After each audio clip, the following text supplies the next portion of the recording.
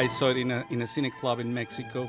I was maybe 15, 16, and it was really one of those amazing experiences. It was unlike anything that I have ever seen. And what I was really surprised, it was about how non an adventure or an action or a fantasy this thing was. And nevertheless, how I was completely enthralled by the whole thing.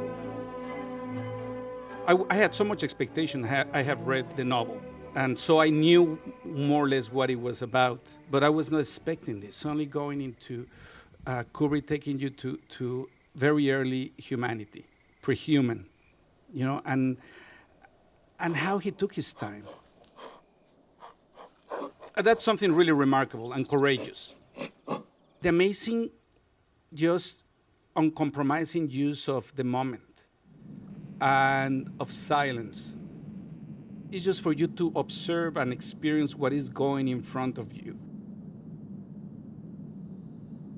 You know, with an amazing detail.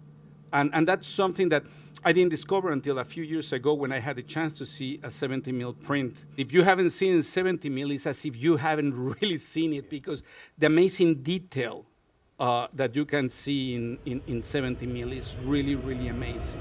You know, and he did it without the luxury of the visual effects and the tools that we have nowadays. But the most important thing is the conceptual aspect of it. It is a film, clearly it's a film about ideas. It's almost an essay, you know, and you're watching this amazing essay that has an amazing lucidity in his discourse. You know, it's now a cliche talk about that great transition from the bone into the base stations. But it's just that's an amazing example of what he was doing. How, without saying it, everything is about knowledge. It's about the evolution of knowledge. It's about the evolution of technology. It's how knowledge and technology, they become entities in their own right. Open the pod bay doors, Hal. I'm sorry, Dave. I'm afraid I can't do that. It's interesting because he did this film, and before all these new trends in which they are talking about artificial intelligence as separate entities. Now there are a lot of philosophical schools that talk about technology is not dependent of humanity anymore. And actually the case is that it has never been. It's kind of like another species that is being codependent with humanity. And he was expressing that in 1968. My mind is going. I can feel it.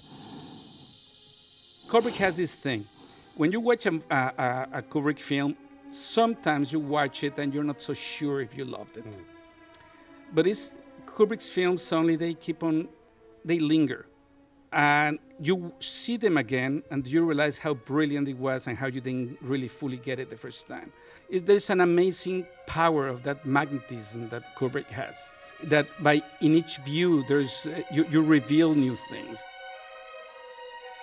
Kubrick, I think, it was someone who loved literature and loved music, but he also respected cinema as its own language.